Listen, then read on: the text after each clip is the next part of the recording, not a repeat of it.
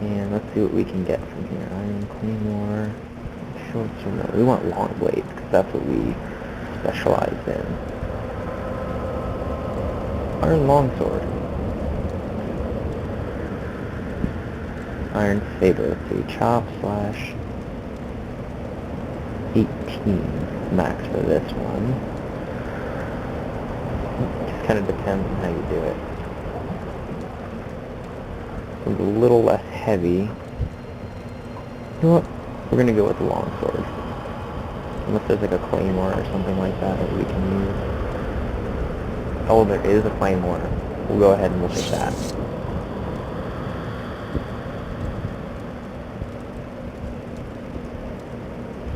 So basically, we made 4 gold off of all that useless crap we sold, and we got a piece of armor and a nice weapon. So not too shabby. Not too shabby. Live anything? No. This will actually be useful, but it's a little pricey for us right now. So we will try and pop this down to 130. Let's see if he'll let us do that. Depends, because no, he doesn't like that. Let's pop it back up to 133. There we go. Yeah, and he still likes it. That's a good thing. So let's go ahead and equip our newfound stuff.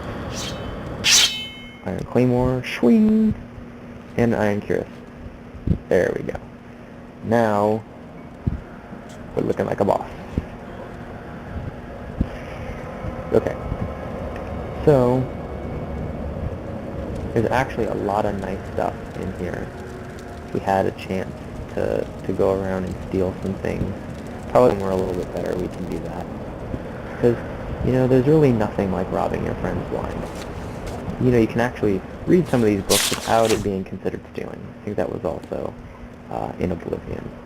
So we'll go ahead, we'll walk out, and we will go ahead over here, excuse me, and here all these, see these signs normally would be like unreadable gibberish and have to scroll over them with your cursor. But we want to go to Balmora. So we're just going to go ahead. Oh, thank you.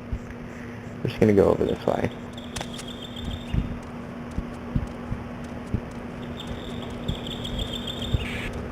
Now we could take a Silt Strider, or we can walk. Just this once, just to kind of get a little bit of a view of the scenery and all the other kinds of nice things here. We're going to go ahead and walk. So an important thing to know about Morrowind is that it's really handcrafted. There's a lot of really nice things that you can stop by and see that are really, I think, missing in Oblivion. So we're going to keep on heading towards Balmora. But yeah, as I was saying, there's just a lot of really nice things that you don't get. I mean, it's the fantastical landscape. Pretty much everything is just really handcrafted and nice. Does this guy hate me? Yeah, I think he hates me. So let's... Dead. Okay, take what you have. Oh, you don't have anything. Alright.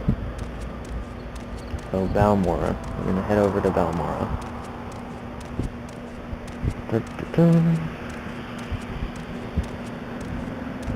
Yeah, I have a lot of mods that add like trees. I think one of them verts trees, just a lot of stuff. Oh, cork bowl. Nice. Yeah, and it has that alchemy where it takes away things from the environment rather than treating them as a container. Because normally when you go and you harvest plants, it'll be not like Oblivion. I'm not sure if that's vanilla Oblivion or not. That might have been modded Oblivion, as far as I can tell. So, kind of admire some things. Nope, these are still container-like. So they didn't do it with everything. But it is a nice mod effect. It helps with immersion because it's not like you're going to go open a flower, take something from it, and have that be it. Little town, I think that was Pelagiad, if I'm not mistaken. But I very well could be. You should also kind of jump along the way because you can get some nice levels from that. Yep, we're going to head towards Balmora.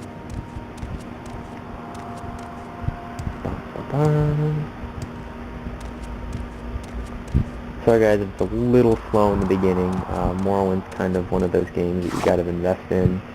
A lot of people, when they talk about Morrowind, they kind of criticize the combat a lot because it's kind of based on dice rolls, like the old D&D style, where you have to kind of build up your skills in order to have a chance to hit anything. Unlike in Oblivion, where you just kind of do butter knife style damage, but you always hit. So it is a little immersion breaking when you do it this way, but we'll deal with her later. We're not going to talk to her right now. We're just going to head over to Caius Kosade's place, and we will see how things go.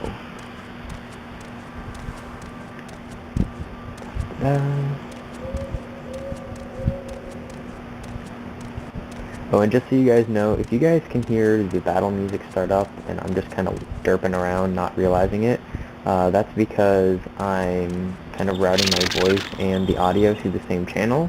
So if I listen to the audio at the same time, I'm going to hear my voice about half a second after I speak it, and that gets really distracting and difficult to hear, and my voice gets choppy, so you just have to bear with me. If you're like, turn around, you idiot, it's right there, you know, I'll realize it when I get hit. Hopefully it won't one-shot me. And ooh, spooky, spooky. Kind of heading into the Ashlands. A bit rat. It's a rat. I saw you. Dead. Okay, I'm liking this so far. How's our health doing? 53 out of 55. The resolution that I have my screen on, it cuts off some of those border things. Oh god, this looks creepy. Creepy, creepy, creepy. Balmora's this way. Yeah, they did a really nice job updating the textures. This place looks absolutely terrifying. Would not want to be here at night. Oh, meanwhile, Legion Fort. This is an important Imperial Legion area. Personally, I like the Imperials and the whole design of their armor and everything much more in this game than I did in Oblivion. I'm sorry if it sounds like I'm really hating on Oblivion. It's not a terrible game by any means. It's really fun. I put a lot of hours into it, but I was disappointed with the way that they kind of made it more Lord of the Rings style rather than really unique and alien. I really feel like this is a true Elder Scrolls game. It doesn't feel like anything else, at least that I've ever played. But you know, we'll kind of see how things play out. Reading it this time. Can't read it, but I believe B-A-L-M-O, that little Oblivion sign, R-A, Balmora in the Daedric alphabet. So, put a lot of effort into making an alien language that actually makes sense. And if you kind of look at this one, it also says Balmora. It's B-A-L-M, the little hiving with M-O, R and A, I'm pretty sure. I might have screwed that up and looked like an idiot, but it does say Balmora. So we are in Balmora. This is probably one of the most impressive cities that you first come across, though it is not the most impressive. But yeah, all of these graphical updates look really nice here. Sorry if the animation's a little bit choppy. As you can probably imagine, running Morrowind Graphics Extender and all these mods is quite resource using. But before we do anything else, we're going to go ahead and talk to Caius. But yeah, I'll try to give you a bit of a visual tour of things going on. The other thing you'll probably notice is that the Dunmer voices are gravelly, and in my opinion, that's how they always should be. In Oblivion, during one of the demos, they had the gravelly voice Dunmer, same voice actor. Then they changed it inexplicably, and there was a pretty big fan outcry about that, rightfully so. And in Skyrim, I noticed they also brought back a gravelly voice actor, I think for Arvel the Swift or something like that, and then it ended up being that they changed it back to a more Cockney accent, again, inexplicably. I don't know why they did that, unless it's just way too demanding on the voice actor to do a gravelly voice for, like, 30 minutes straight of dialogue for all these different characters. So here's Caius. So your name is Edmund Sorberry. Yes. Yes, I will. Yes, I am. And I think he likes me a little bit more. So the first faction you join, by default, is the Blades. The Emperor's Hidden Eyes and Eagers in the provinces. The journal has been updated. He's the Imperial Spy Master for Morrowind. So he's kind of like, sleeper cell kind of thing. Pretty cool. Orders and obey our rules. What are your rules? Don't steal, don't attack. Basically, don't be a D-bag, and everything will be just fine. For a little bit more information about the Blades, there you go. It's one of the many guilds and factions in Morrowind.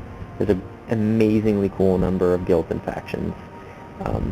Something that was noticeably missing in Oblivion and was added back in for Skyrim was the ability to join the Imperial Legion. I have no idea why they didn't put that in Oblivion, but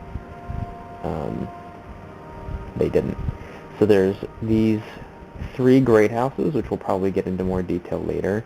But you can join the Temple, the Morag Tong, Kimono Tong. You can't join Ashlanders. You can't join Thieves Guild. You can join Fighters Guild, Mages Guild. Standard fare. And the Imperial Cult is kind of like the counter to the Dunmer Temple. It's really cool to see how the different religions and the different cultures really clash in this game. I think that Skyrim added a bit of that because each of the different holds has a different feel. I don't think any Elder Scrolls game, at least since Morrowind, has really captured that kind of chaotic, tumultuous kind of situation that you find in Morrowind. So we will first go down and talk about, let's see here, let's grab this and talk about orders, because that's what we want. Oh, 200 gold, yes! Here's 200 drakes, get a decent weapon or armor or spell, and second thing, you'll need a cover identity. Freelance adventure is a common expression. Sign on with the Fighters Guild, Mages Guild, Imperial Cult, Oil Legion, and gain film experience. So he's basically telling you, go do some stuff, you're a nobody, and it shows. So he's kind of saying, you might want to hold off and join a few factions. So one of the factions that will definitely be joining is the Fighters Guild. They have an interesting first quest that's kind of like one in Oblivion, but I think we'll be leaving that for another Let's Play. So hope you guys are enjoying so far. If I'm going too much in detail about Morrowind lore and all that other kinds of things, let me know. But hopefully at least enjoying the visuals. So leave a rating if you liked, and I'll see you guys next time.